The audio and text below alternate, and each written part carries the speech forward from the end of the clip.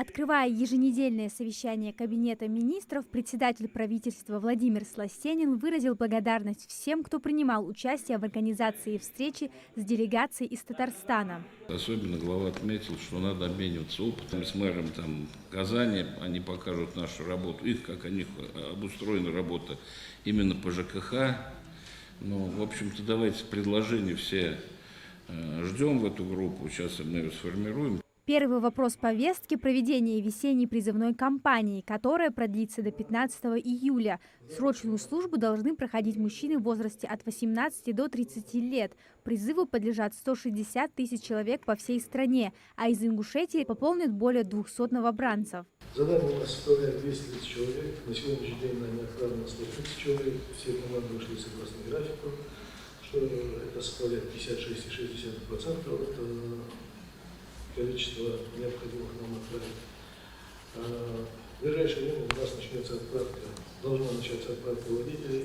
Далее с докладом о проводимой работе Центром управления регионом по мониторингу информационного поля в сети интернет выступил Берс Банхоев. Он отметил, что с 23 по 29 мая наблюдается положительная динамика. Количество жалоб снизилось на 15% по сравнению с предыдущей неделей, а просрочек в их обработке не зафиксировано. Больше всего обращений поступило из Назрани – 39% от общего числа. Ключевой проблемой остается сфера ЖКХ. Граждане чаще всего сообщают об отсутствии воды, авариях и порывах труб. В энергетике основные трудности связаны с отключением электричества, а в дорожном хозяйстве с ямами, плохим покрытием и отсутствием освещения.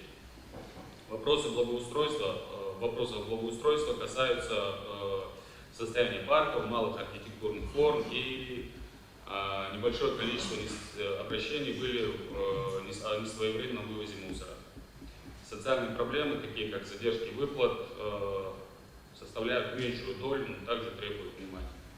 В ходе заседания поднимались также вопросы организации работы по обеспечению населения водоснабжением в летний период. Министерством энергетики был проведен анализ мероприятий, включенных в комплексный план. Выбраны перспективные варианты для включения в проектную программу «Модернизация коммунальной инфраструктуры». 8 мероприятий по капитальному ремонту протяженностью 159 километров.